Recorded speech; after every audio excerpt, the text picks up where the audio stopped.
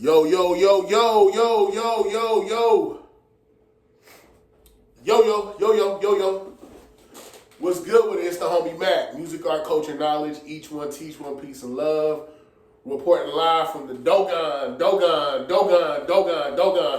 Thumbs up, give me the likes. Thumbs up, give me the likes. Like, share, comment, subscribe. Subscribe to the YouTube channel 82 Kings. It's another session of Mac Minutes. Let's get straight to it.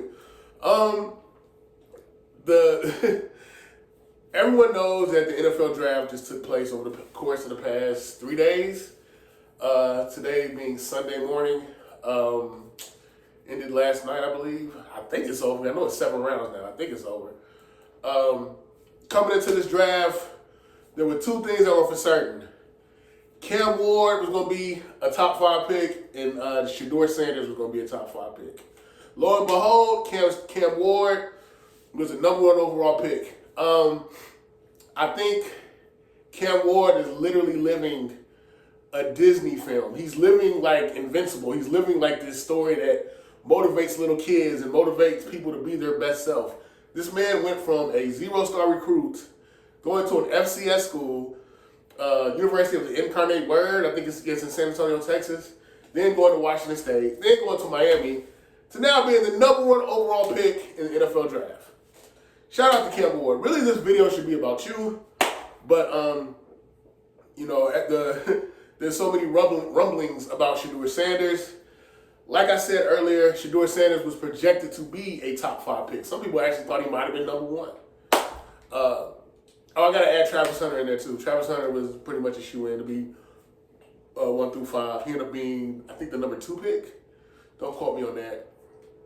I'm a Michigan Wolverine, so shout out to Mason Graham. Shout out to Colston Loveland. Shout out to Donovan Edwards. Shout out to Khalil Mullings. Shout out to Josiah Stewart. Shout out to everybody from the Wolverines that made it, that got picked in the NFL draft. Oh, Kenneth Grant too. But yeah, let's get moving forward. Shedeur Sanders. I'm seeing people post memes with Kaepernick saying they're doing what the NFL did to Kaepernick to Shedeur. I vehemently disagree on the grounds of premise. I feel like there was a political movement. There definitely was a socio-political movement, a socio-political in-game dynamic with Kaepernick's protest. Kaepernick was protesting against police brutality. Whereas, I could be wrong, but I don't think Shedeur has spoken on politics or has made a political stance on anything, to my knowledge.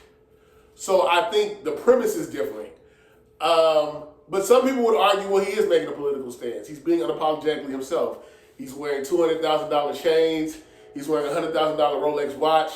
He is the defiant Negro. He is challenging the status quo. He is not shucking and jiving. He is not pandering to the sensibilities and the comfort of corporate America.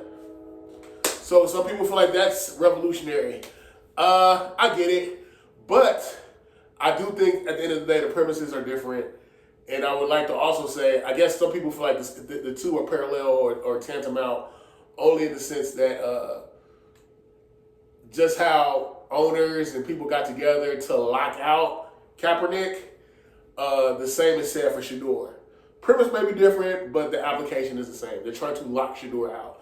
I personally don't feel like that. I mean, I get it. The media is full of dirty tricks, as Tupac used to say. R.I.P. Pop. Yeah, but because I know something that came out weeks before the draft. They were saying Shedeur Sanders is a horrible interviewer. Shedeur Sanders' body language is bad. He was very pompous, condescending, if you will. They said he doesn't take accountability. He blames his teammates. Hey, that could be a smokescreen. Sometimes people say that to make people back off a pick, and then they'll pounce on it. So I had thought about that for a second. What else? Some people say that it's just a made-up media narrative. I personally want to see the interviews. They need to release the interviews. But on top of that, they were saying how Shedeur wasn't going to workouts. There were certain teams he was just, I'm not pulling up. And first of all, let me say this. I don't like saying you need to be humble. You need to humble yourself. But I will say this. You need to play the game. Play the game to the extent till you can get what you want. Till you own the chessboard, play the game.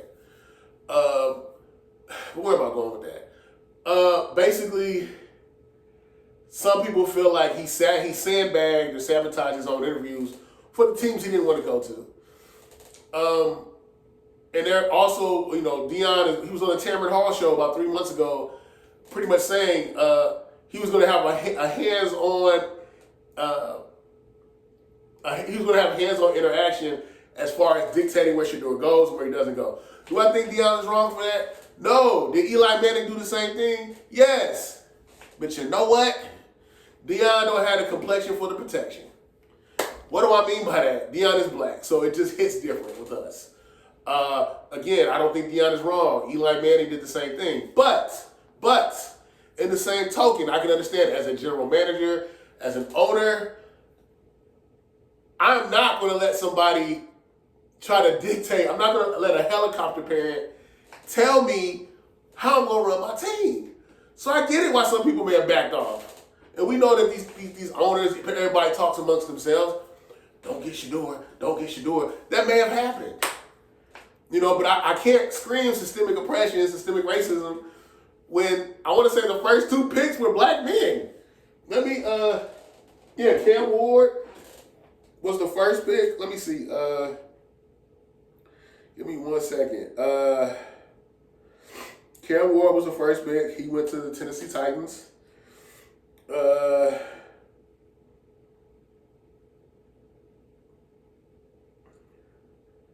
Give me 1 second.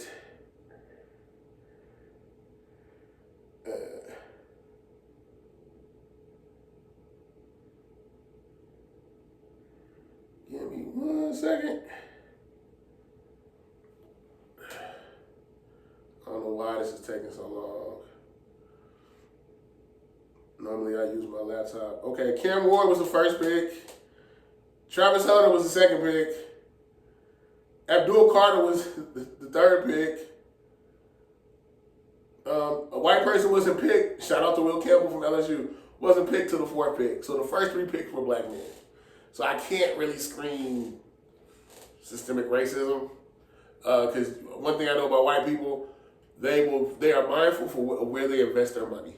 So those 3 brothers, they're white people who felt like they were worth investing in. Okay.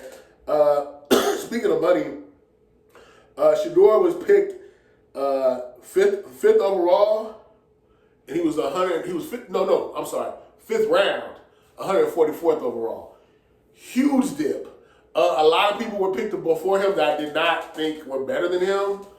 The guy from Louisville that was a quarterback that the Saints picked up, Dylan Gabriel.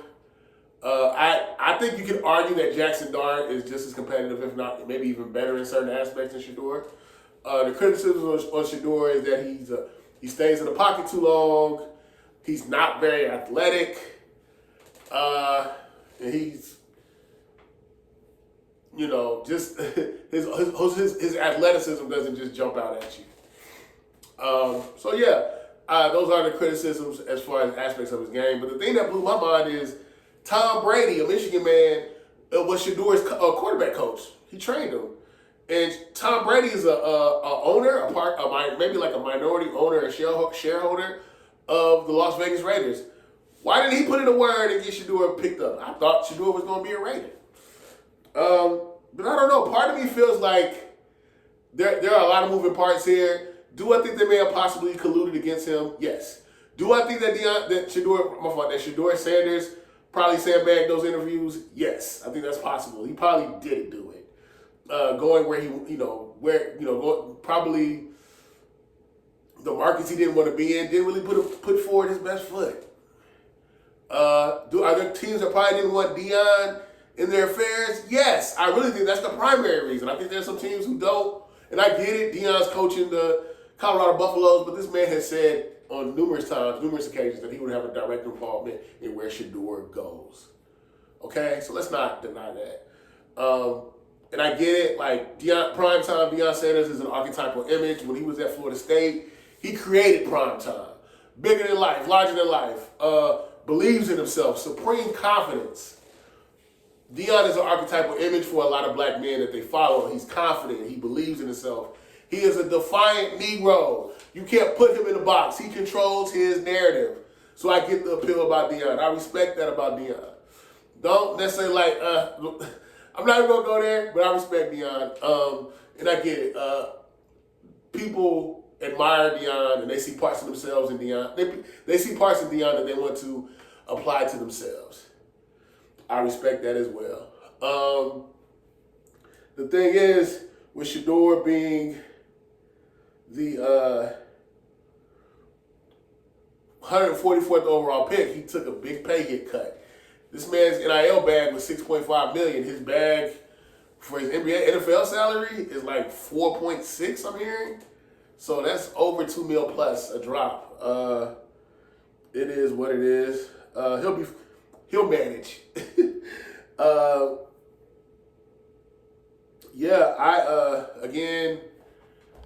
I wish nothing but the best for Shedeur. I hope he does well. I just need people to understand, like a lot of these general managers, these are middle-aged and older white men who are not big on the social media era. They don't like things that bring a lot of attention to the team. They don't like this whole reality TV vibe that happens. And the same thing happened with Aaron Rodgers. Some of them felt like he was arrogant and bombastic, and he went a little bit later in the draft than people thought. What else?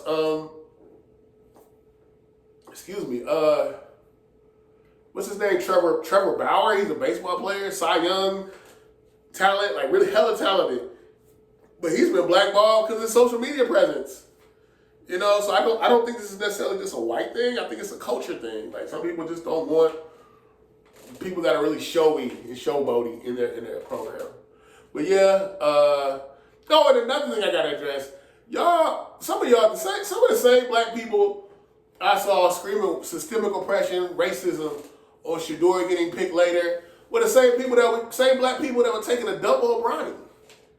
I don't get it. I don't know if we are for collective uplift as black people, or do we just want certain black people to win, a certain blackness to win, even amongst ourselves.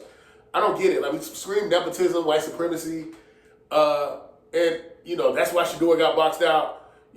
Why wasn't his dad enough to get him in, or they rejected him because of his dad? My thing is LeBron put his son on. He put his son on and said he doesn't have NBA level talent is bogus. This man scored double figures in NBA games, scored 39 in G League games playing against guys that were on active NBA rosters. Or that would go back and forth between the G League and the NBA. So he's played against, he's held his own against talented players. But yeah, I don't get it. I guess it's cool when Deion do it. It's bad when LeBron do it. I don't know. But yeah, I am all in favor of uplift amongst my people. Us pursuing compound interests. Us being self-determined. I'm all for that. I have no smoke for Deion or LeBron. I just think it's a little bit hypocritical how you scream white supremacy, systemic oppression when Shedeur gets boxed out, but when Bronny is getting put on, there's so many people better than him. Like, stop it. Don't pick and choose when you want to be Huey Newton. But anyway, it's the homie Mac, music guard, culture, knowledge, each one teach one piece of love. Signing out from the Dogon. Thumbs up, give me the likes. I'm out.